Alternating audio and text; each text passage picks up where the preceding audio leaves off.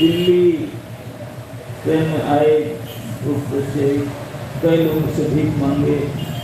वहाँ बैठे बैठे उन्होंने भागवत प्रथम को अनुवादित किया हिंदी भाषा में, सॉरी अंग्रेजी भाषा में। अंग्रेजी भाषा में प्रथम स्कंद भागवत को 3 वॉल्यूम में उन्होंने अलग अलग लोगों से भीखा लेकर के उसे प्रकाशित किया था। और ये 3 वॉल्यूम भागवत को लेकर के अमेरिका गए। उनको जो पूछा गया, स्वामी जी आप अमेरिका नहीं, अमेरिका है? मैंने यार ये श्रीमद् भागवत में आया, मैं उनके साथ आया, उनके क्या कहते वो आया। तो इस प्रकार जब उन्होंने सबसे प्रथम बार अमेरिका की भूमि में पदार्पण किए, बोस्टन बंदरगाह, न्यूयॉर्क जाना था और सिर्फ कुछ समय के लिए बोस्टन में रुका थे। बोस्टन में गए, फर्स्ट टाइम उनके जीवन में अमेरिका में देखने की इच्छा है। देख करके लोगों का इतने फास्ट लाइफ, उनके इस प्रकार कल्चर को देख करके इतने हताश हो गए, बोली आपको मेरी समझ, मैं कुछ नहीं कर पाऊँ। आकर के अपने कैबिन में बैठ करके कविता लिखे थे। इस कविता को आप लोग जानते, मार्की में भागवत धर्म कह करके परिचय होता है। इसमें श्रील प्रभुपाद लिखते हैं अपनी भाषा में, भागवत कथा से तुम्हार अवतार। बोलते हैं कृष्ण श्रीमद् भागवत का आपका अवतार है, लेकिन उनकी सेवा करेंगे धीरे हया सुने यदि काने बार बार। उनको धीर होकर के अटेंटिवली इस भागवत को श्रवण करते हैं, तो उन्होंने भागवत के प्रथम स्कंद के दूसरा अध्याय से कई श्लोक उदाहरण दिए हैं। सुनंतम सुखा पुण्य श्रवण कीर्तन अर्जुन के स्थाय। ये श्लोक उदाहरण देकर कहते हैं ये निश्चित बात है, कोई अगर ध्यान पूर्वक भागवत को श्रवण करे तो उनका हृदय निश्चित रूप से शुद्ध हो जाएगा और उनका मन कृष्ण में लगी जाएगा और उनका जीवन सफल हो जाएगा। ये प्रमाण देकर कहते हैं। लेकिन इसलिए भगवान से प्रार्थना करते हैं, प्रभु मुझे इतने शक्ति दे, मेरे कंठ में इस प्रकार की शक्ति दे ताकि मैं उन लोगों को, विदेशी लोगों को इस भागवत को समझा सकूं। और सुनेंगे तो निश्चित रूप से उनका उद्धार हो जाएगा, परिवर्तन हो जाएगा। तो श्रीमद् भागवतम श्री व्यासदेव जो भगवान के वाङ्मय अवतार, तो उन्होंने जितने भी पुराण उपनिषद सब लिखे, लास्ट में श्री नारद जी के आदेश पर उन्होंने ये भागवत महापुराण रचना किया था। अंतिम रचना उनका वेदांत सूत्र का बाद भी अंतिम रचना होती है। और उसको रचना करके उन्होंने खुद बोलते थे, अभी तक मेरे जितने भी स्टूडेंट थे, एक से बड़े बात से छात्र थे, बड़े बड़े अधिकारी, लेकिन कोई भागवत पढ़ने का अधिकारी नहीं। वेदांत जब ये कल्प वृक्ष बने, वेदांत जब ये कल्प वृक्ष बने, निकम कल्प तरू, कल्प वृक्ष जब बने, इस पेड़ के गाछ पाका फल, गाछ पाका बुझें एक बार এগুলো কার্বাইড দিয়ে না গাছ থেকে পাওয়া এগুলো না এইভাবে সমস্ত বৈদিক শাস্ত্র গাছ থেকে একবার গাছ পাকা ফল ভালো और এরকম ফল रसम आलयम तार भीतरे गुंटी आंटी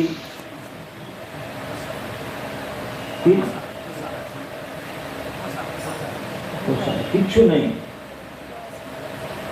केवल जूस, केवल जूस,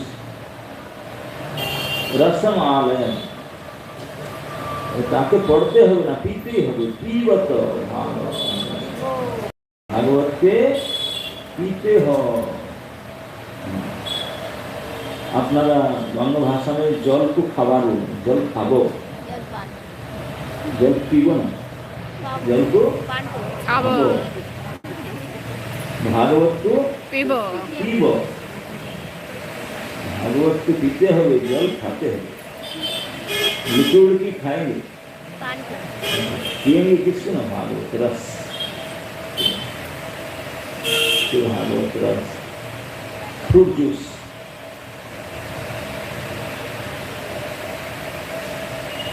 ये श्री परीक्षित महाराज जब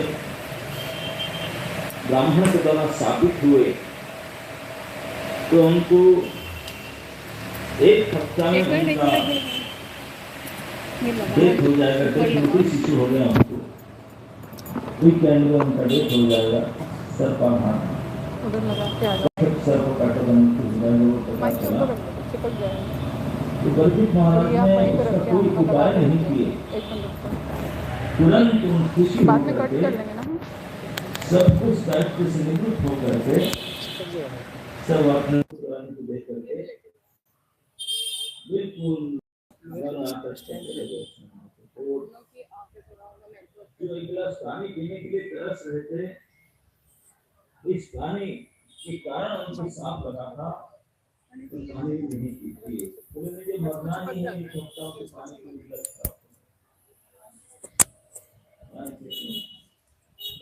तो चले गए गंगापुर में, भगवत शरणागत हो करके वहीं बैठे और वहीं पर उनको साक्षात श्री सुखदेव गोस्वामी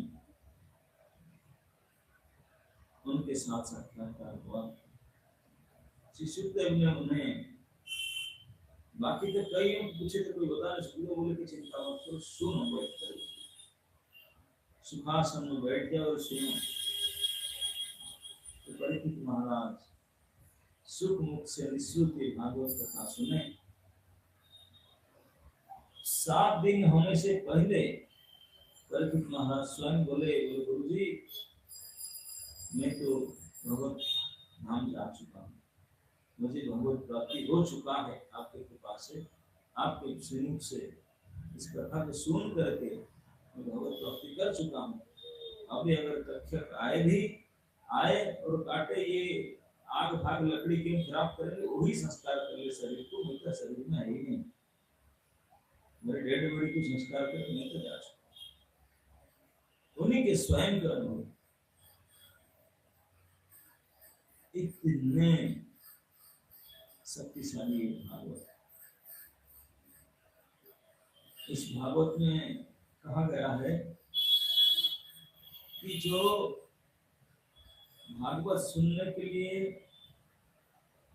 श्रद्धा के साथ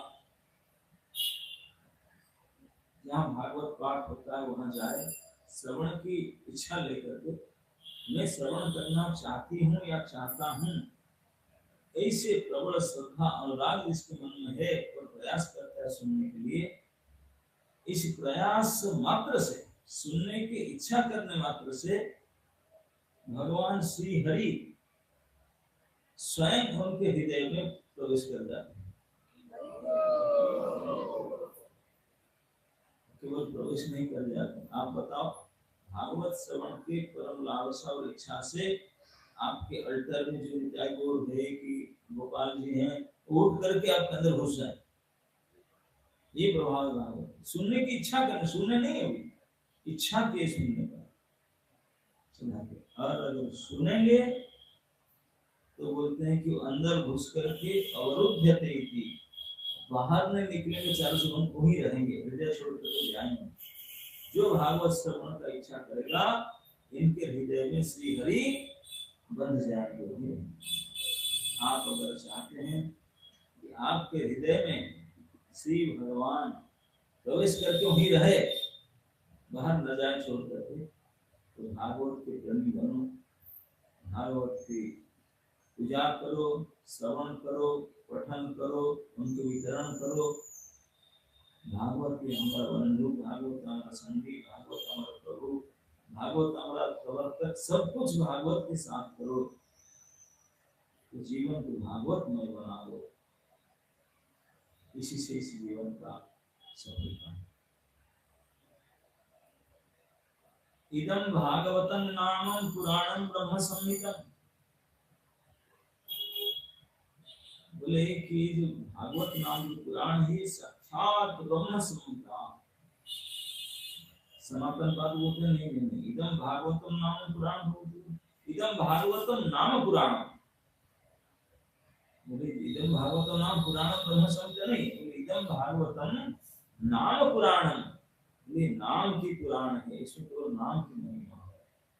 तो इस कलियुग में और कोई हमारे पास उपाय नहीं, केवल श्री नाम ही है। कलियुग केवल नाम। कले काले धर्मम नाम बिनु आरक्षु, नाम बिना किछु नहीं कार चौथ भुवन वास। चतुर्दश भुवन में एकमात्र कीमती और कामयाब चीज है और भागवत इस नाम की पुराण। इदं भागवतं नाम पुराण, नाम आद्य मध्य अंते न जन्म नाम ब्रह्म। इसलिए भागवत इतने महिमान्वित है क्योंकि नाम की पुराण। नाम के महिमा तो कोई कह ही नहीं सकता।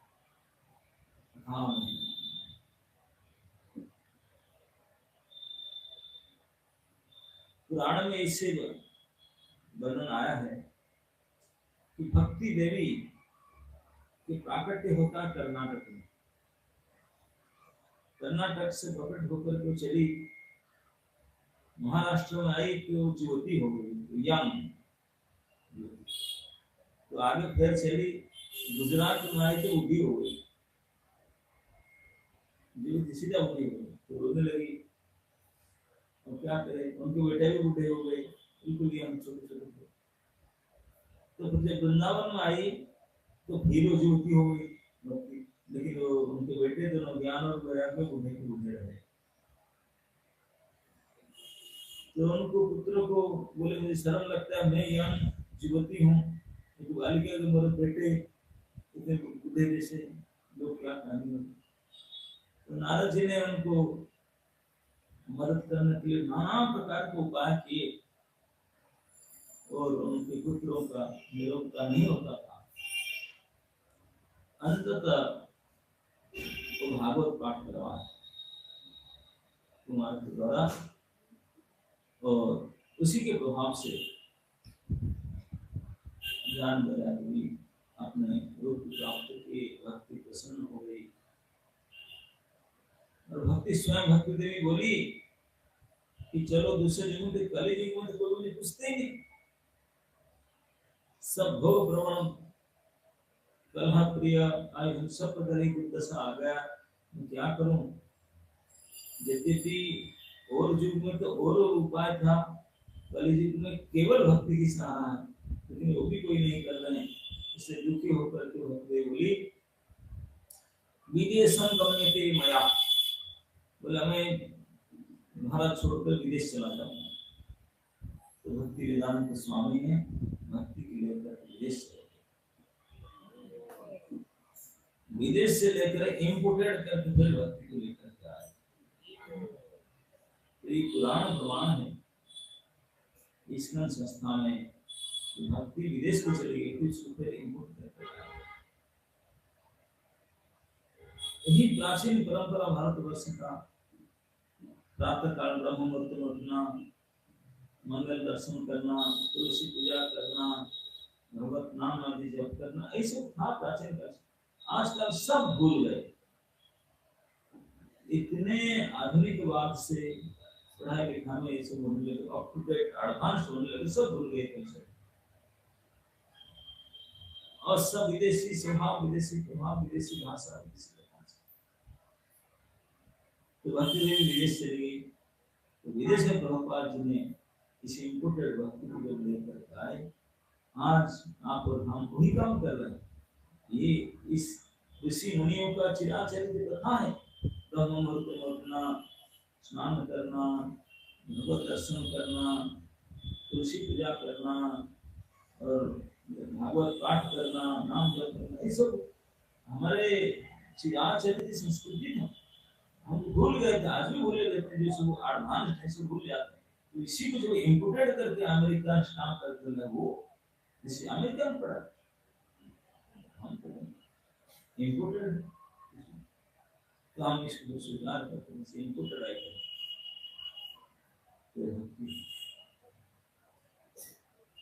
कोई भक्ति भागवत में उसका पुंखान दुख वर्णन है, इसलिए भागवत महापुराण भक्ति के आश्रय ग्रंथ है, जिसमें भगवान भक्त और भक्ति के चरित्र वर्णन किया गया है। इसलिए भागवत को अमर प्रमाण माना गया है, सबसे प्रमाण ग्रंथ। इस भागवत महापुराण के महात्म्य को बोलते हुए श्री कुमार और नारद संवाद में कथा आता है पद्म पुराण में, आप लोग शायद सुने होंगे कि नहीं। 2-3 अध्याय में कथा वर्णन आता है, जिसमें एक कथा कहते हैं, कुमार सनत कुमार ने कहते हैं नारद जी को, बोलते हैं कि प्राचीन काल में तुंगभद्रा नदी कर्नाटक में तुंगभद्रा नदी के तट पर एक आइडियल सिटी था, बहुत बड़ा सुंदर शहर था। उस शहर में अनेक प्रकार के जाति के लोग निवास करते थे, सभी सद्धर्म सदाचारी थे, सत्य शौच तप आदि में लगे रहते थे। इस नगर में ब्राह्मण कॉलोनी में एक बड़े तेजस्वी सदाचारी ब्राह्मण, जिनका नाम था आत्मदेव, वहां रहते थे। और उनकी कुलीन पत्नी भी थी, देखने के लिए सुंदरी थी, कुलीन घर में थी, लेकिन उनका केवल ही कमी थी, झगड़ालू थी, बहुत बकवास करती थी, दूसरे लोगों को आलोचना करती थी, और घर के काम करने में, भोग पदार्थ को बटोरने में, भोग सारी खाने पीने में अच्छी तो थी, लेकिन सदाचार सदाचरण करना, भगवान की पूजा, इस समय मन इच्छा उनको थी नहीं, इसमें थी नहीं, और झगड़ालू थी थोड़ा। जो भी थी, ब्राह्मण ब्राह्मणी दोनों थे। ब्राह्मण बड़े धनी थे, संपन्न परिवार थे, संपत्ति था, लेकिन ये सब कुछ होते हुए भी बड़े दुखी थे, क्योंकि उनका कोई संतान नहीं हो रहा। तो इस कारण से वो बड़े चिंतित थे। अब परिणत वयस होने लगा, संतान होने के कारण उन्होंने अनेक प्रकार के यज्ञ, दान, तप आदि सब करने लगे, दान दक्षिणा से करते करते थक गए, कुछ नहीं हो रहा। एक समय ब्राह्मण इतने दुखी हो गए, गृह त्याग करके जंगल में चले गए। जंगल में बड़े दुखी होकर गए, बोले अब पुत्रहीन रहकर क्या पितृ पुरुष मेरे साथ स्वीकार नहीं करते हैं, सब करते हैं, सब पूजा करते, बहुत दुखी होकर जंगल में गए। चिंता में आधा सूख गए थे। जंगल, घोर जंगल में तालाब में जाकर पानी पीकर के बैठे थे। वही चिंता में पड़े थे, क्या करूं, मर जाऊं ना जीऊं, जीवित क्या मतलब। इस समय में एक तपोनिष्ठ महापुरुष का दर्शन हुआ, एक तपस्वी। तो तपस्वी जा करके वहां जलाशय से पानी पिए। तो ब्राह्मण आत्मदेव जब देखा उन तपस्वी को, ब्रह्मचारी, उनके चरणों में जाकर प्रणाम किए और रो रो करके प्रार्थना किया, हाथ मुझे कृपा कीजिए, नहीं तो मैं आपके सामने आज आत्महत्या करूंगा। ऐसे रोने लगे। तो क्यों, मैं क्या बताऊं, मैं इतने बड़े हतभागा हूँ, इतने उम्र हुआ हमारा कोई संतान नहीं होते हैं, मैं कोई घर में गाय रखता हूँ और गाय बांध हो जाती है, मैं कोई पेड़ लगाता हूँ और पेड़ में कोई फल नहीं आता, तो नाना प्रकार के ऐसे वर्णन करने लगे, ये होता है, ये होता है। तो तपस्वी मन ने आत्मदेव को देखे, उनके ललाट रेखा को पढ़ ली, उनके कपाल लेखनी को पढ़ करके बोले, हे ब्राह्मण देव, अब चिंता मत कीजिए, ब्राह्मण है, विवेक विचार से सोच विचार करके शांत रहिए, साधन भजन कीजिए, ये पुत्र परिवार में कुछ नहीं रखा, ये सब टेम्पररी है, कुछ नहीं, भगवान के भजन कीजिए, कल्याण होगा। उपदेश देने लगे, आत्म उपदेश, हितकारी उपदेश। लेकिन ब्राह्मण तो कर्मकांडी थे, उनको लगा नहीं, वो बोले मैं मर जाऊंगा, इसमें से क्या होगा, मुझे संतान चाहिए, अब रोने लगे, मैं मर जाऊं। तो ये तपस्वी बोले क्या करें, इतनी हट करते हैं, विस्तार में सोचने लगे। उनको बताए, बोले आपके जैसे हट करके महाराज चित्रकेतु और उनके बेन महाराज के पिताजी अंग महाराज बहुत रोए, कष्ट हो गए, तो आप इस हट मत कीजिए। तो बोले नहीं नहीं नहीं। तो फिर तो उसने बोले ठीक है, आपको आगे का दुर्भाग्य को कौन को समझा। तो उन्होंने तपोमय फल दिए, बोले फल लीजिए, अपनी पत्नी को फल खाने के लिए दीजिए, और उनको बोले वो फल खाएगा 1 वर्ष तक, उन्होंने व्रत धारण करेगा, क्या सत्य सोच आचरण करेगा, और 1 वर्ष तक झूठ नहीं बोलेगा, झगड़ा नहीं करेगा, नियम से रहेगा, और 1 वर्ष तक जो खाएगा एक टाइम एक ही अन्न खाएगा, 2 अन्न नहीं। 2 अन्न समझते, मतलब राइस भी खाएंगे, रोटी भी खाएंगे, खीर भी खाएंगे, दाल भी खाएंगे, लेकिन प्रकार एक ही अन्न 1 साल तक नियम है, एक अन्न भोजी, एक बार में एक ही अन्न भोजी। इस प्रकार कई तपस्या नियम बताए, और इस नियम के साथ 1 साल जीवित रहे और फल खा ले तो बड़े गुणवान पुत्र होगा आपका। तो ब्राह्मण गण का आत्मदेव में बड़े प्रसन्न होकर के मांग करके ये दिव्य फल को लेकर घर आए। घर आकर बड़े खुशी होकर पत्नी को बैठा करके खूब समझा बुझाकर बोले, फल की महिमा, बोले फल को खा लो और हम सुखी हो जाएंगे, इतने सुंदर होगा, ये व्रत नियम रखना। पत्नी पति के सामने सुना, हाँ बहुत अच्छा लिया।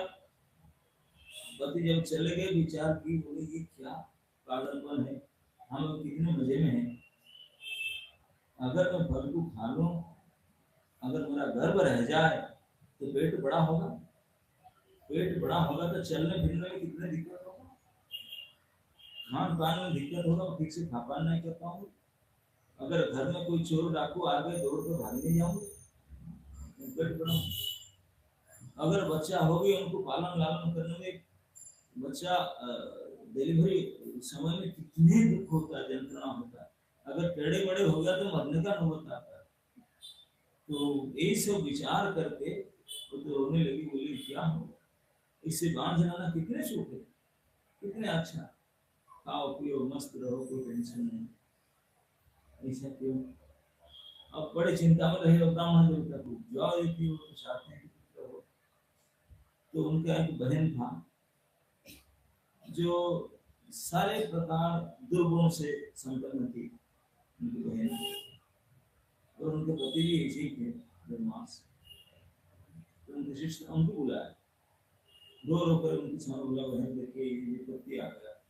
तो उनको बहन बोला, कोई बात नहीं, मैं गर्भवती हूँ, मेरे लड़का होने वाला है 5-6 महीना में, मुझे इतना धन दे दो और मैं ये बच्चा होते आपकी दे दूंगा, आप तो कपड़ा बांध कर नाटक करो और गर्भवती। लोगों को देखा, पति की बोले गर्भवती, ऐसे नाटक करके घर में रहो और 5 महीने के बाद उनको लड़का दे दूंगा आपको, और मैं खुद आपके घर में आकर के उनको दूध पिलाना, लालन पालन नहीं करूंगी, आप कुछ नहीं करना है। मैं फल जो फ्रिज में रखी हूँ, बोले घर में गाय है ना, उसको खिला दो, गाय के फल खिला दो और मुझे धन दे दो, इतना नहीं यही किया हूँ।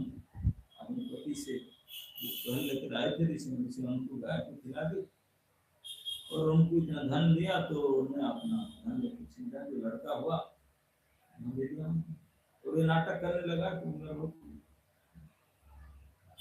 तो आपने जब विश्वास किया पुत्र हुआ, लेकिन पुत्र तो बड़ा बदमाश निकला, बचपन से ही सारे दुस्वभाव होने लगा, जितने खराब गुण हो सकते हैं सारे के सारे उनके अंदर था। दूसरे को दुख देना उनका वही आनंद, दिन भर उसी में लगा हुआ। और जब बड़ा होने लगा, हाँ उसमें क्या हुआ, जब पुत्र उत्पन्न हुआ था उस समय गाय के लिए फल खिला दिया था, क्योंकि तपस्वी के फल है, सारों फल है नहीं। तो गाय गर्भवती हुआ, उनके एक संतान हुआ, वो मुंह कान गाय के जैसा, मुंह थोड़ा ऐसा है, लेकिन बाकी सारे शरीर मनुष्य का था, बात कर रहा था मनुष्य की तरह, मुंह और कान एक गाय की तरह, इसलिए उनका नाम पड़ा गोकर्ण। नाम उनका क्या हुआ, गोकर्ण। और उन आत्मदेव की पत्नी जो थी, उनके नाम था धुंधुली, धुंधुली देवी। तो उनके पुत्र अपनी मां ने नामकरण की धुंधुकारी, मां के नाम था धुंधुकारी। धुंधुकारी बना एक नंबर 1 टेररिस्ट, और गोकर्ण जी बने एक महात्मा, महापुरुष बने। दोनों एक ही घर में थे, एक ही दिन में जन्म हुआ, तो भाई भाई करते रहते थे, देखिए महापुरुष हैं और ये टेररिस्ट। इतनी बदमाशी कर रहा था, पढ़ाई लिखाई तो कुछ नहीं, इतनी बदमाश कर रहा था, वो मां उनको उसमें करके बिना कुछ कष्ट बनी बनाई लड़का मिली, खरीद कर लाई। तो जब वो युवक अवस्था हुआ, युवक अवस्था से पहले से ही वेश्या संग में जाता था, धीरे धीरे सारी संपत्ति बेच बेच डाला, मम्मी पापा को मार मार कर पीट पीट करके दुखी कर रहा था, बहुत सारे संपत्ति छीन करके, अलंकार छीन करके, बेच बेच करके मद्य मांस वेश्या इस काम में लगाने लगा। तो ब्राह्मण आत्मदेव रोने लगे, बोले हाय हाय मैं क्या फंस गया, बेटा नहीं था कितने सुखी था, अब तक घर में रह नहीं पाता हूँ, भजन नहीं होता, इतने दुख में ये तो मुझे पीट रहा है मेरा बेटा। बहुत दुखी होकर रो रहे थे, बड़े दुखी होकर, तुम्हें संतान नहीं था, कितने अच्छा था, क्यों ऐसा किया। तो उनके दूसरा पुत्र जो गाय के पुत्र हुआ था, वो कर दिया कर उनको समझाया, बोले पापा इसमें ये शरीर ये संसार दोनों ही क्षणस्थायी है, क्यों उनके लिए रो रहे हैं, कोई किसका नहीं, कुछ नहीं, आप वही भजन के जंगल में चला जाइए, भगवान भरोसे रखिए, तक रहिए, कल्याण हो जाएगा। बहुत आत्मज्ञान उपदेश दिए, वो बहुत दुखी थे, रो रहे थे। इस दुख के समय में अगर उपदेश देना वो कामयाब होता है, सुख के समय कोई काम नहीं करे। इसलिए कहते हैं strike the iron when it is hot, जब लोहे बिल्कुल लाल हट की तरह गर्म हो, एक चोट मारो वेल्ड हो जाएगा, और गर्म नहीं ठंडा है तो कितने चोट मारा आपका हाथ वेल्ड हो जाएगा, वो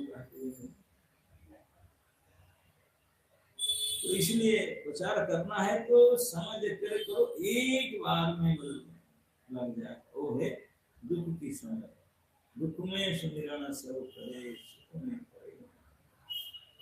तो इसी समय में जो उपदेश में गोकर्ण जी ने दिए, तो आत्मदेव को उपदेश लग गया, तो उन्होंने गृह त्याग करके चले गए, बनना चले गए और बनने। तो बदमाश धुंधकारी अपने माँ को डेली पीटती थी, जब भीख मांग कर ला, मैं ये करूंगा, मैं शराब पीऊंगा। बेचारे भीख मांगती थी और घर में आकर के बच्चे बेटा ने पिटाई करते थे। इतना नहीं हुआ, वेश्या को लाकर घर में रखा और वेश्या ने उन्हें सार से चोरी डाली से करता। एक दिन उनके कहने से माँ को मार करके घर में तुरंत फेंक दिया, वही मारना। और चोरी करके धन लाकर वेश्याओं ने देखी कि वो बूढ़ा चोरी नहीं कर पाता है, तो उन लोग ने भी सारे धन संपत्ति छीन कर उसको मार करके मार डालते, वो चले गए। तो वो बन गया कि महाप्रेत भूत बन, प्रेत योनि में, प्रेत योनि में जा करके और तो विस्तार नहीं, मन में नाना प्रकार के भोग वासना है, शरीर नहीं मुक्त नहीं, बहुत तड़प रहा था। गोकर्ण जी ने जब देखे कि उन्होंने मां को मार डाला, पिता घर छोड़ के चले गए, ऐसे सब काम कर रहा है, तो भी घर छोड़कर चले गए। गोकर्ण जी हम तो महात्मा थे, उनका कम नहीं था, तो हमेशा भगवान भजन में लीन रहे। अरे अयोध्या काशी गया, भजन करते करते एक दिन उसी रास्ता पर जा रहे थे, तो हमारा कहीं जमाना में इधर गांव था, जन्म स्थान, बर्थ प्लेस करते गए। शाम हो गया था, वहां विश्राम किए, देखे कि भूत आकर के बड़े, तो महापुरुष से भूत के बोले क्यों ऐसा देखा क्या, मुझे पहचानता नहीं ना, कौन, मैं तुम्हारा भाई हूँ धुंधकारी।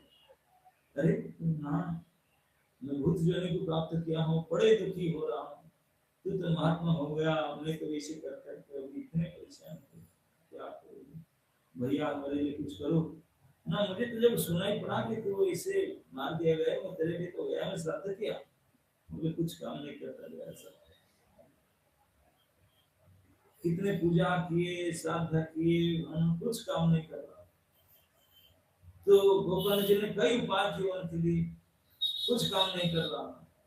बोला मैं इतने पाप किया हूँ, कोई मेरे से कुछ करो। तो उन्होंने कई हमको कंसल्ट करके अंत में बोले कि भागवत कथा करने से, भगवान सूर्य ने उनको बोले फिर दुखी हो रहा है, भागवत कथा कर तेरे भाई प्रेत योनि से मुक्त हो जाए। तो उन्होंने स्वयं भागवत सुने थे, तो भागवत पुथी ला करके भागवत विचार किए। गांव के सब लोग आए, एक बांस बोलते हैं, मांडली में 7 गांठ था, उसमें प्रेत का वाहन कर बैठा दिए। प्रतिदिन एक एक गांठ फट जाता था।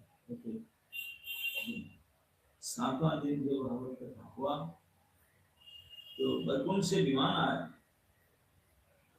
और उस प्रेत को उस विमान से बैठा करके ले जा रहे। आप बंधु में रुके हुए भैया, मैं तो बोला, इतने लोग सब सुने, वो किसी को नहीं, आप को ले जा रहे हैं। बोले इसलिए ले जा रहे हैं कि उन्होंने जिस प्रकार श्रवण किया भागवत, बाकी किसी ने नहीं किया। हम लोग क्लास में आते हैं, जब अनाउंस हो क्लास के बाद प्रसाद है तब आएंगे, नहीं तो अगर प्रसाद नहीं तो फिर पूछेंगे यहाँ प्रोग्राम है, फिस्ट है कि नहीं है, तब चलिए, नहीं है तो फिर कोई नहीं। तो हम क्लास के लिए नहीं आते हैं, प्रसाद चक्कर में आते हैं। तो इसलिए बोले ये सब लोग, ये प्रेत बेचारा केवल सुनने के लिए कितने श्रवण कर रहा था। इस प्रकार श्रवण की गुणवत्ता के कारण हमको सुखा था। अगर सारे श्रोता इस प्रकार श्रवण करेंगे तो सब कोई इस प्रकार से केवल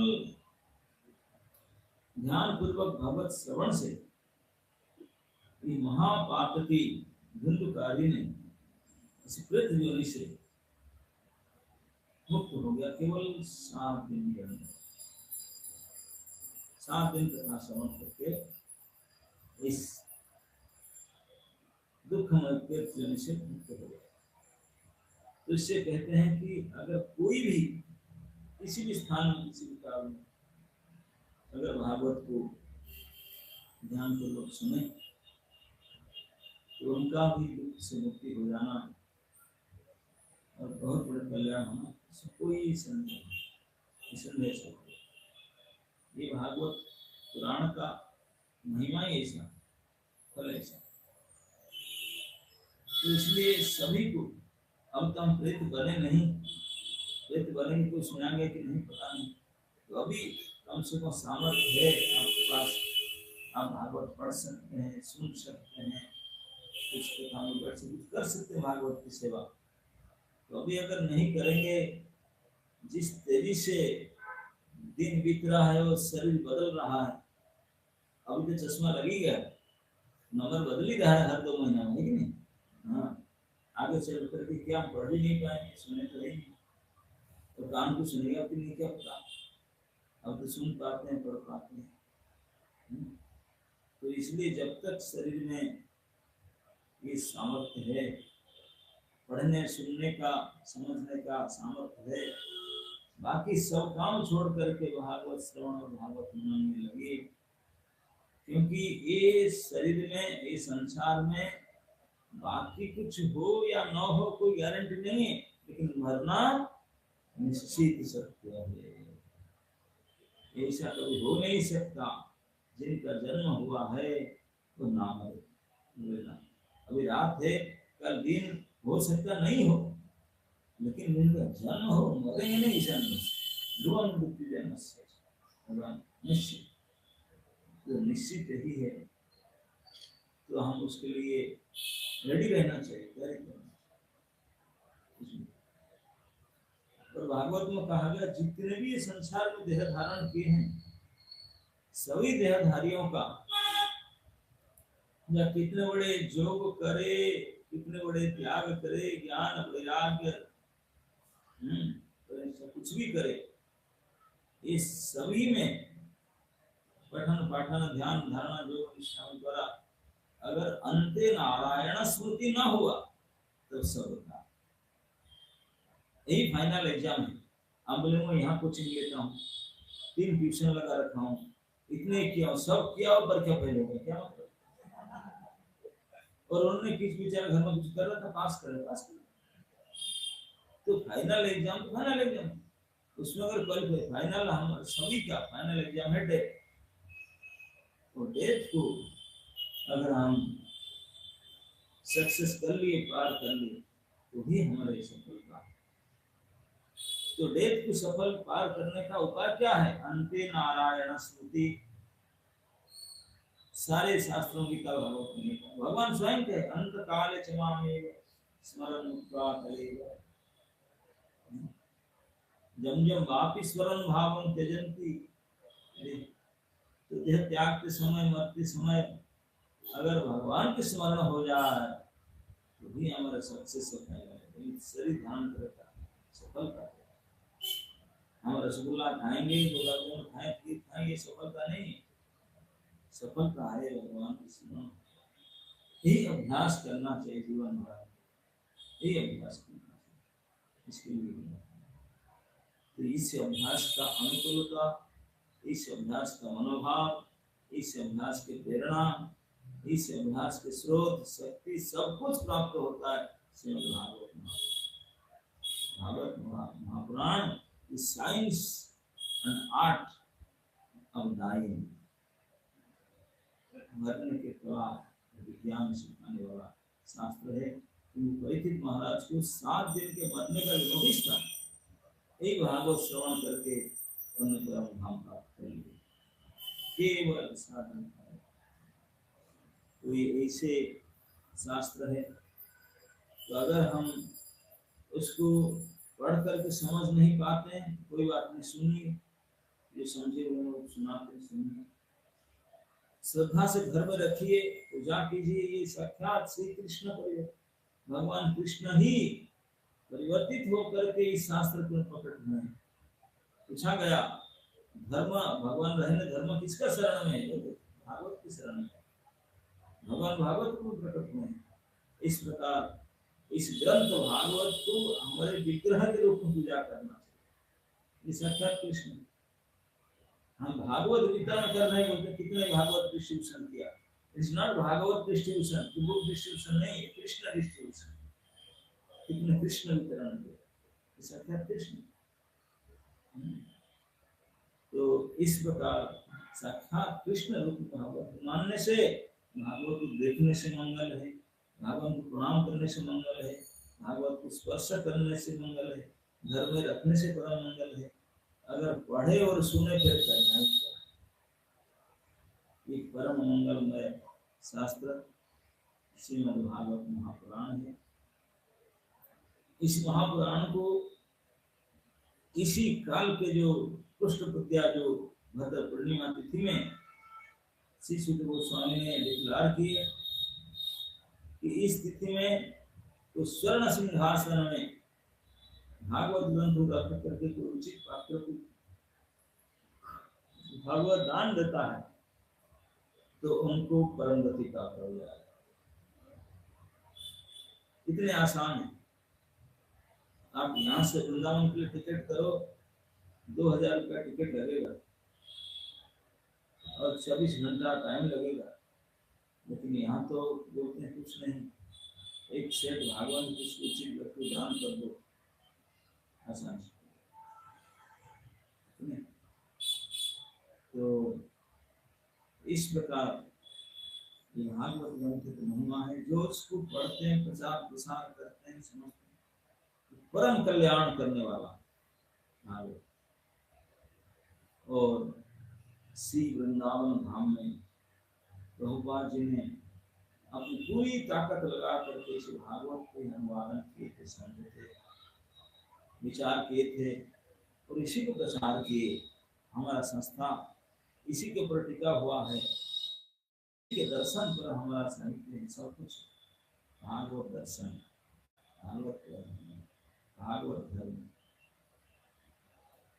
और श्रीमद् भागवत में भगवान की अति लालित्य लावण्य सुंदर ब्रज लीलाओं का वर्णन है। भगवान की बाल लीलाएं ब्रज में प्रसिद्ध है। श्रीमद् भागवत में इतने सुंदर भाव उसका वर्णन है, अति मनोहर। ये सारे भगवत धाम वृंदावन आदमी जो कुछ जानने का होगा, ये सब के प्रमाण स्रोत श्रीमद् भागवत महापुराण। इस भागवत महापुराण का ये पवित्र तिथि भद्र पूर्णिमा तिथि, जिसमें से सुखदेव गोस्वामी स्वयं भागवत का पाठ किए थे के सामने, उनको परागति प्राप्त कराए।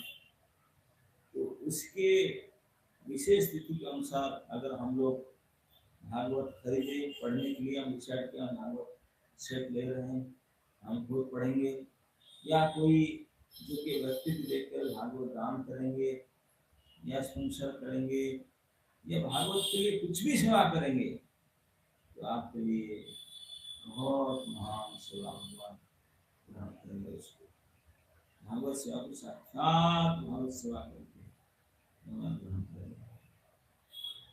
हरे कृष्ण।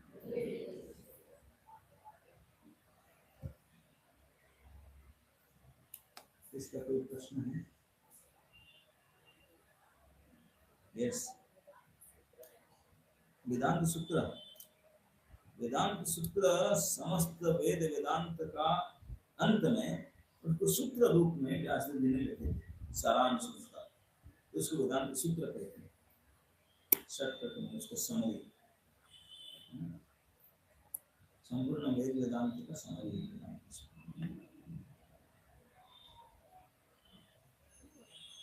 ओके,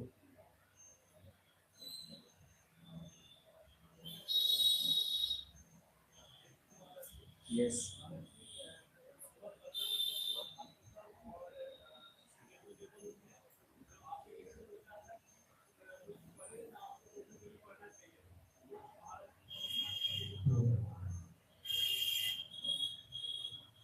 आपको प्रश्न है गीता भागवत वचन चरितमृत, उसमें क्या अंतर है कि कौन से पढ़ना?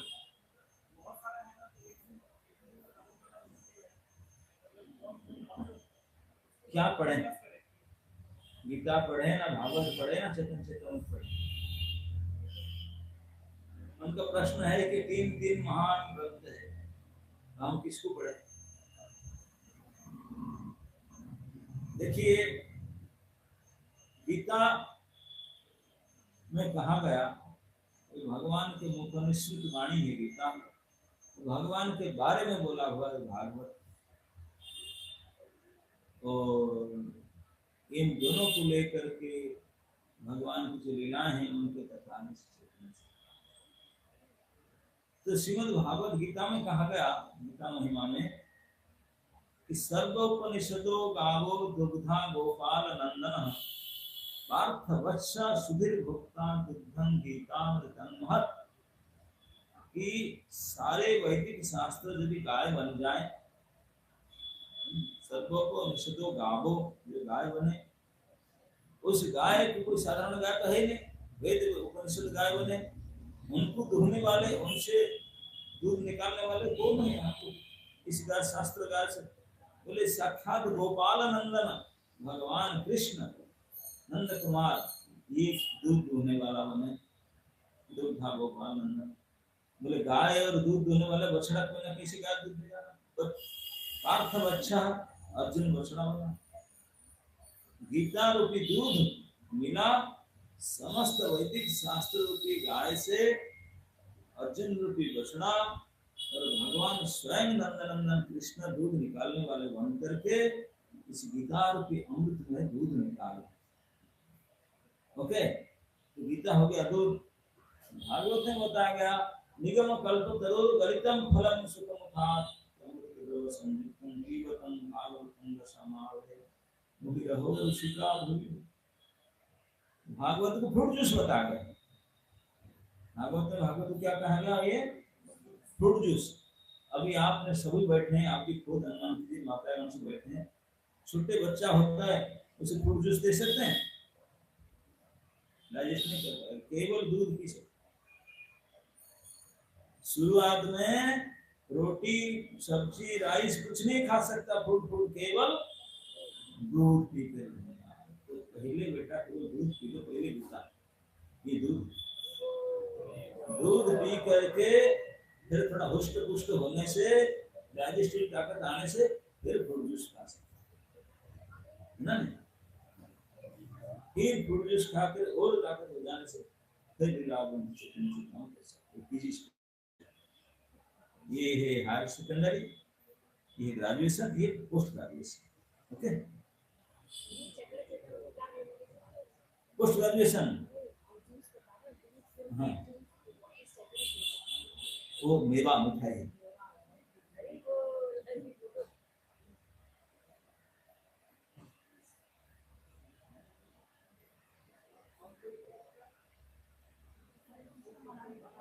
यस,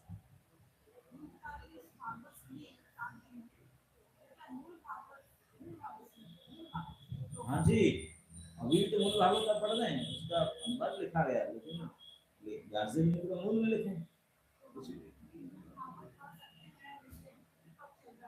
इतने पक्का चल रहा है, संस्कृत जानते नहीं, आपको पढ़ना भी मुंह से नहीं आएगा, शब्द उच्चारण कर नहीं पाएंगे, पंडित लगाकर पढ़वाएंगे।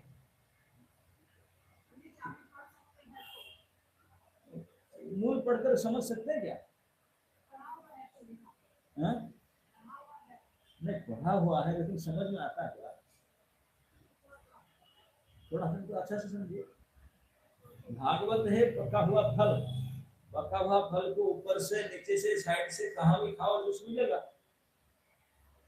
तो उसको कहीं से भी पढ़ो, जूस पियो उसको, केवल पढ़ने से क्या होगा?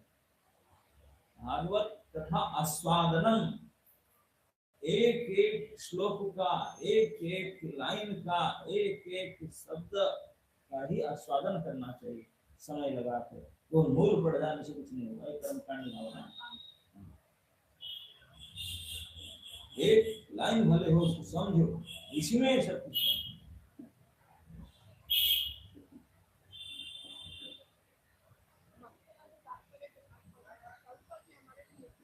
हम तात्पर्य बिना समझ नहीं सकते। बाबा जी ने कृपा करके लिखे हैं विचार प्रस्तुत के, जिसमें हमें मूल अपना समझ सकते हैं, नहीं तो क्या भगवान समझे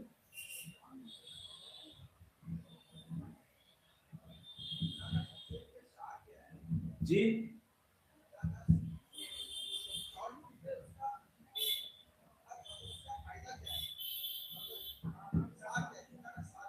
भगवत गीता का सार, दूध पीने से आपको क्या शरीर कैसा होता है, हुष्ट पुष्ट, एक उसका सार। भगवत गीता का सार है शरणागति। भगवत शरणागति ही भगवत गीता का सार। सरेंडर अनटू मी, कृष्ण बोले, नाम एकम शरणं व्रजः। गुह्या गुह्यतरम गुह्यतमम, superlative degree, superlative degree is the most confidential knowledge in the superlative degree, that is सर्व धर्मान परित्यज्य माम एकं शरणं व्रज, अहं त्वां सर्वेभ्यो पापेभ्यो मोक्षयिष्यामि मा शुच डरो मत। ये आश्वासन वचन, परम आश्वासन वचन ही भगवद गीता का सबसे महावाणी, परावाणी। ओके,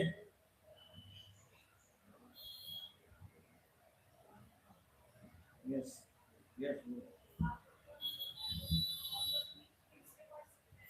हाँ, कहीं उपाख्यान कहीं पढ़ो, क्रम से पढ़ना तो जरूरी है। क्रम से पढ़ने से सबसे अच्छा है, मना थोड़ी क्या आएगा। आम खाते हैं, अब शुरू से खाएंगे तो बढ़िया है, नहीं तो जहाँ से जूस निकला उसमें खा चलेगा, लेकिन अब शुरू से खाओ सिस्टमेटिकली खाएंगे तो बहुत अच्छा है ना।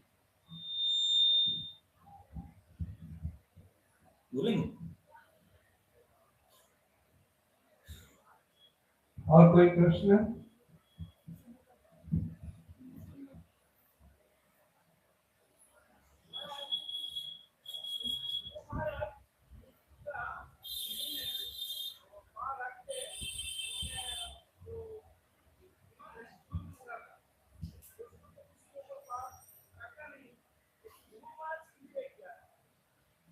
ध्रुव महाराज मृत्यु के सर के ऊपर पैर रख कर चले गए। ये है भक्ति के प्रभाव। कोई जीवन काल में बचपन से 5 साल से कठोर भक्ति किए थे, अंत तक भक्ति किए। भक्ति और भक्तिमय जीवन का ये सामर्थ्य प्रभाव है, मृत्यु आए उनके सर में किक मार कर वैकुंठ विमान में चढ़ते चले जाते।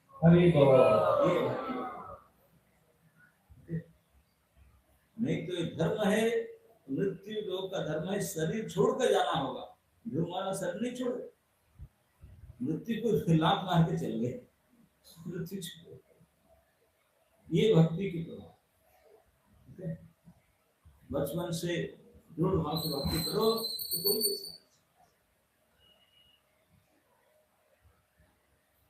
और कोई प्रश्न?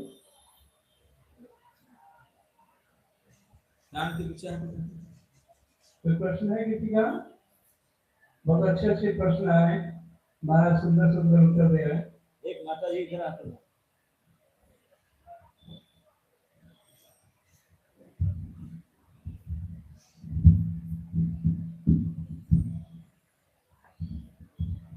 हरे कृष्ण महाराज जी, मेरा एक प्रश्न है कि जब हम भक्ति करते हैं तो हम जैसे आपने बोला कि रूप पीने से हष्ट पुष्ट होते हैं, तो वैसे ही हम जब भक्ति करते हैं कैसे पता चलता है कि हमारी भक्ति बढ़ रही है, हम भगवान की ओर जा रहे हैं? माता जी के प्रश्न, हम भक्ति तो कर रहे हैं, भक्ति में बढ़ रहे कि नहीं पता नहीं चल रहा। मैं पूछ रहा हूँ माता जी को, आप डेली खाना खाते कि नहीं? जब आप खाते हैं किसको पूछते हैं पेट भर रहा कि नहीं, मैं और खाऊं कि नहीं, किसी पूछा अभी तक? क्यों? किसे पता चल रहा? अपने आप को कि भक्ति करेगा तो अपने आप को पता चलेगा कि आगे जा रहे हैं पीछे जा रहे हैं कि हम जा रहे हैं। कैसे पता चलेगा? हरि बोल करने से नहीं चलेगा। भक्ति करने से, अगर हम सही भक्ति कर रहे हैं तो उसका प्रमाण है कि भगवान की कथा सुनने में लालसा बढ़ रहा है या नहीं। अगर क्लास में इंटरेस्ट नहीं आता, कथा सुनने में रुचि नहीं, तो भक्ति जो कर रहे हैं सर मस्ती है, भक्ति भक्ति कुछ नहीं है। ओके, यही है। हरे कृष्णा महाराज। यस। हरे कृष्णा महाराज, स्वागत है। महाराज मुझे पूछना था, जैसे हम लोग भगवान के सामने अभी प्रार्थनाएं करते हैं तो उसमें बहुत सारी मटेरियलिस्टिक चीजें रहती हैं, भगवान ऐसे वो तो अपना कुछ बताते हैं, तो एक्चुअल में हमें क्या प्रार्थना करनी चाहिए भगवान से जो एक वैष्णव की आदर्श प्रार्थना है, जिससे ऐसा ना लगे कि हम अपने ईश्वर के लिए कुछ मांग रहे हैं, जिसको भगवान खुश हो जिससे कि हम वो मांगना है। आइडियल प्रार्थना ऑफ डिवोटी हमारे आचार्य लोग हम सिखाते हैं। एक भजन है भक्तिनाथ ठाकुर जो समय नहीं आप पढ़ लेना उसमें, प्रभु तब पद जुगे मोर निवेदन, आही मांगी देह सुख धन आचार विद्या धन आचार। ये जो कविता है, जो प्रार्थना जो गीत है, इसमें एक ideal prayer of perfect devotee उसको दिया है। हे प्रभु आपके चरण में मेरा यही प्रार्थना, प्रभु तब पद जुगे मोर निवेदन। सबसे पहले हम जाते हैं मांगने के लिए मुझे दे दो, लेकिन डिवोटी का मांगना सबसे पहले मैं क्या नहीं मांगना बताते हैं। तो मान लिया तुम भी आ गए, बोले तुम्हें ऐसे नहीं आया, पहले सुनो किसी नहीं चाहिए, क्या नहीं चाहिए, ना ही मांगी देह सुख, हम तो यही चाहते हैं, देह सुख नहीं चाहिए, विद्या नहीं चाहिए, धन नहीं चाहिए, जन नहीं चाहिए। बोले अरे फिर चाहिए क्या? सारे दुनिया तो इसी के लिए आए। तुझे बोले इसीलिए तो मैं बोला मैं ऐसा नहीं हूँ, मुझे चाहिए नहीं, शारीरिक सुख भी नहीं चाहिए, विद्या नहीं चाहिए, धन नहीं चाहिए, जन नहीं चाहिए, तो चाहिए क्या? भगवान बोले वो यू आर स्मार्ट। ये सब विद्या धन जन शारीरिक सुख ये शरीर के साथ नष्ट हो जाता है, शरीर तो मरेगा, सुख खत्म हो जाएगा। तो यह लोग ने परलोक सुख चाहता हो, ये लोग तो इसी गए, कोई आधा उम्र गया तो मर जाएंगे, अगले जीवन में सुख चाहते हैं, स्वर्ग सुख। तो ना नहीं मांगी स्वर्ग सुख मोक्ष नहीं मांगी, ना को न मिला आलसा कोई सिद्धि कामना, ना कोई सिद्धि चाहिए, मोक्ष चाहिए, स्वर्ग चाहिए, तो फिर क्या रहेगा? किसी दिन आता है मेरे पास, तब बोलते हैं कि मेरा जो कर्म में किया हूँ पूर्वजन्म का, इस कर्म के अनुसार जो मुझे मिले उसमें केवल इतना मैं आपके चरण में प्रार्थना करता हूँ, जन्म जन्म सदा समय में आपके नाम गुण गान कर सकूं, यही प्रार्थना है। जन्म जन्म के हो तो वो नाम गुण गान। यस, खड़े हो जाओ, देखेंगे आप।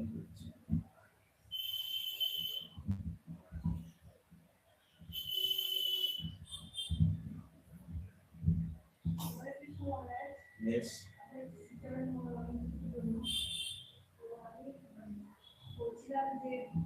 কখনো এরকম হয় যে আমাদের জীবনে প্রাকৃতিক কিছু প্রবলেম যার সেটা আমাদের ভক্তিজীবন, আমাদের ভক্তিজীবনটা এমন হয় যে ওই প্রবলেমগুলো কারণে ভক্তিতে করছি, তখন কি আমরা ভগবানের কাছে প্রার্থনা করতে পারি না যে আমাদের এই প্রবলেমগুলো তাড়াতাড়ি যারা সলভ হয়ে যায়?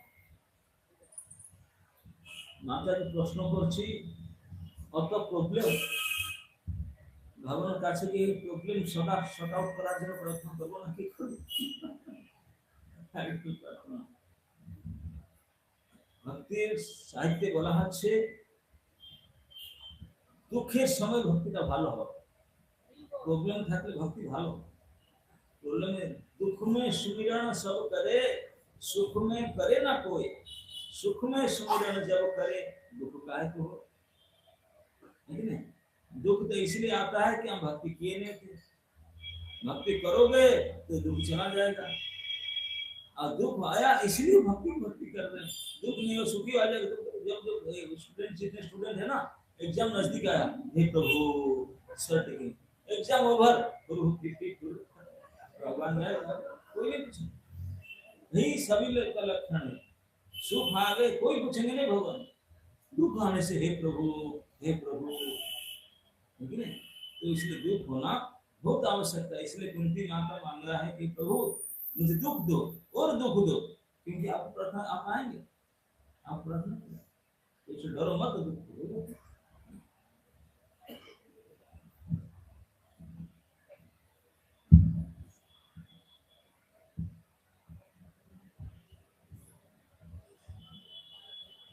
कृष्ण महाराज। महाराज मेरा प्रश्न था कि भगवद गीता के 9.13 चैप्टर 9 के 13 श्लोक में प्रभुपाद जी ने पर्पट में लिखा है कि शुद्ध भक्त भगवान श्री कृष्ण के अलावा किसी और की उनके किसी अवतार से आकृष्ट नहीं होते। तो जैसे प्रहलाद महाराज है, जो महाराज है, वो तो भगवान विष्णु के रूप से आकर्षित थे। तो क्या मतलब क्या समझना चाहिए? वो सब सिद्ध भक्त थे, वो भी कोई जो विष्णु है, नरसिंह भगवान है, राम राम, वो सब कृष्ण ही तो है। अभी आप धोती कुर्ता पहनकर आ गया, तुम पैंट शर्ट पहनकर जाएगा, अलग हो जाओगे क्या? तो देख ना, वो केवल ड्रेस चेंज किए थे, वही व्यक्ति।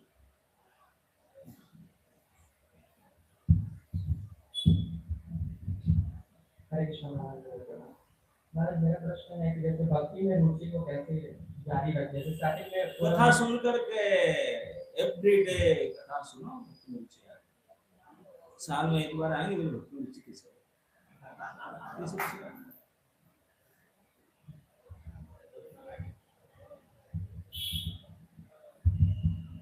हरे कृष्ण गुरु महाराज, पिता मेरे साधन प्रणाम। तो मेरा क्वेश्चन है कि जब मैनेजमेंट पे रहते हैं हम लोग, तो कुछ डिवोटीज को सेवा देते हैं, तो कुछ टाइम बाद हम लोग देखते हैं वो एक्सक्यूज दे रहे हैं, उसकी वजह से हम लोग को गुस्सा आता है, लेकिन हम लोग उसके ज्यादा डांट देंगे तो शायद अपराध हो जाएगा। हम लोग समझ पाता है नहीं कर रहे हैं, मतलब गलती नहीं, मतलब एक्सक्यूज दे रहे हैं। तो उस टाइम पे हम लोग को कैसा मेंटालिटी रखना चाहिए, उनसे कैसा वर्ताव करना चाहिए? देखिए, अगर कोई गलती कर रहा है, आप देख रहे हैं कि जानबूझकर चीटिंग कर रहा है, तो उनको बुला करके भद्रभाव से समझा जा सकता है। एक बार समझा, दो बार समझा, नहीं समझा, नहीं समझा, सेवा करेगा।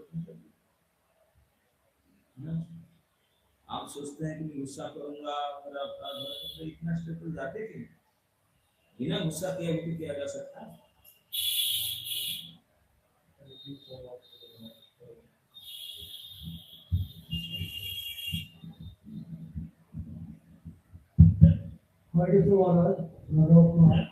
हमारे जो गीता में के दोनों श्लोक है हमारा थोड़ा कॉन्फ्यूजन हो रहा है।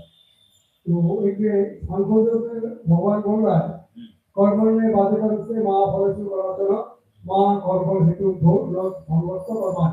मतलब आपको जो भी आश्रम में रहिएगा, आपका जो कर्तव्य कर्म करना ही पड़ेगा। फिर आपको आपका लास्ट में 18 अध्याय में बोल रहा है 66 श्लोक में, सर्वधर्म परित्याज्य मामेकं शरणं व्रज अहं त्वं सर्वपापेभ्यो मोक्षयिष्यामि। ये दोनों का थोड़ा कन्फ्यूजन है, इसको महाराज थोड़ा क्लियर करना अच्छा है। एक बार बोल रहा है आपको कर्म करना ही पड़ेगा, एक बार बोल रहा है ये सब धर्म परित्याग करके हमारा सामने आ जाओ, आपको कुछ करना नहीं है, हम आपको सुरक्षा करेंगे। इसमें कोई कंफ्यूजन नहीं है। आप थोड़ा श्लोक का गड़बड़ करते हैं, वो सांख्य योग का वो श्लोक नहीं है। ये तो करने के बाद कितने कर्मणे अधिकारस्तु महाफलम से, कर्म करने का अधिकार तुझे दिया, तू लेवर है, फल का इच्छा मत करो। इस श्लोक के कंफ्यूजन नहीं, कंफ्यूजन है चौथा अध्याय के श्लोक में, धर्म संस्थापनार्थाय संभवामि जुगे जुगे, मतलब आया हूं जुग जुग में धर्म को स्थापना करने के लिए। जो धर्म को स्थापना करने वाला अंधे बोलता है कि सर्वधर्मान् परित्यज्य, ये धर्म स्थापना करने वाला, धर्म छुड़ाने वाला, ये कंफ्यूजन हो। ओके, तो इसमें कोई कंफ्यूजन फिर भी नहीं है, क्योंकि जिस धर्म को भगवान स्थापना करने को आए हैं, इस धर्म को स्थापना करने के लिए इसने तथाकथित धर्म को छोड़ना पड़ेगा। वो असली धर्म क्या है? यो है शरणागति। शरणागति के बिना बाकी सारे धर्म बेकार है, कचरा। इसलिए सर्वान धर्मान परित्यज्य केवल मामेकम शरणं व्रज, इसको स्वीकार, यही असली परम धर्म है, इसको स्वीकार।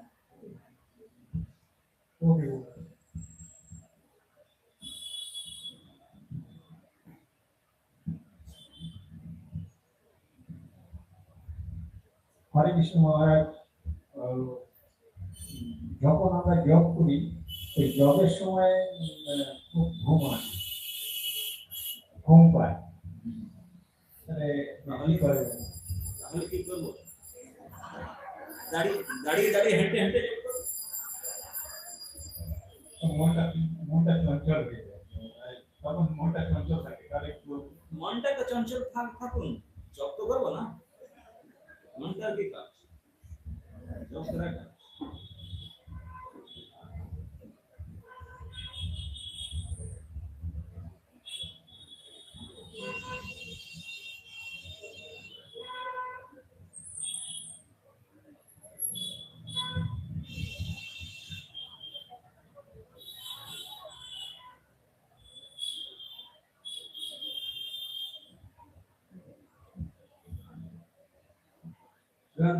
श्रीमद् भागवतम की। तो शास्त्र में बताया गया, महाराज ने बहुत सुंदर से वर्णन किया कि कैसे हमें इस भौतिक जीवन को जीना चाहिए। साधन भजन सभी करो, बंगाली में साधन करो भजन करो, साधन करो भजन करो, मरते जानले হয়, किंतु मोड़ते जाने है।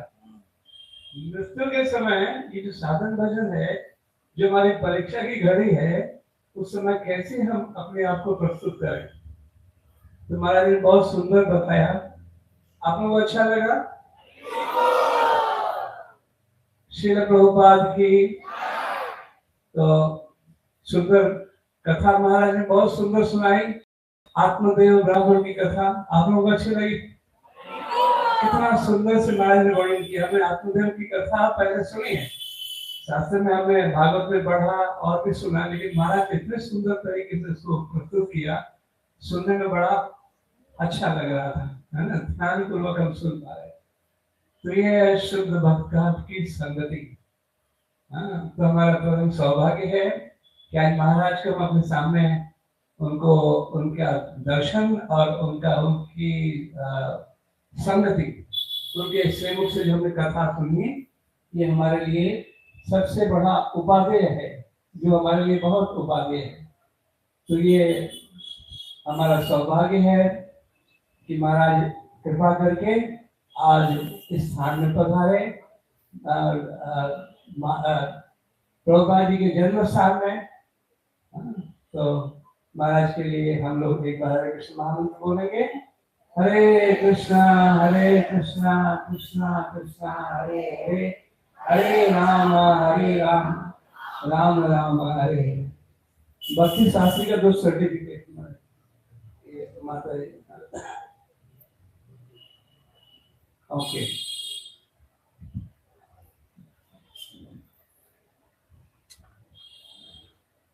तो जिनका सर्टिफिकेट हमारा उधर से महाराज देंगे, महाराज के हाथ में देते हैं।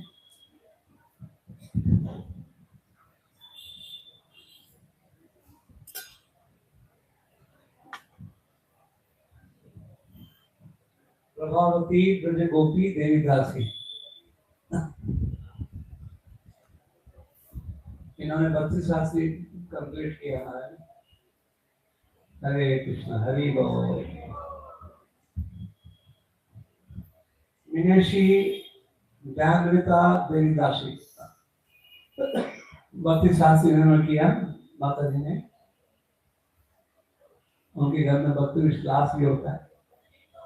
हरि बोल। रंग देवी प्रिया देवी दासी, सेवा के लिए उनको सर्टिफिकेट प्रदान किया गया। महाराज अपने हस्तों से प्रदान कर रहे हैं। हरि बोल।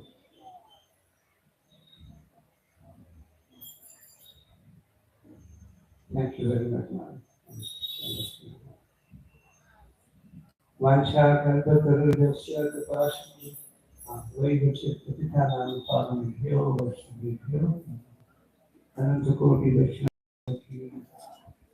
इन्होंने भक्ति आश्रय वैष्णव स्वामी महाराज की, जगत गुरु श्री प्रभुपाद की, निताय गौर प्रेमानंदे।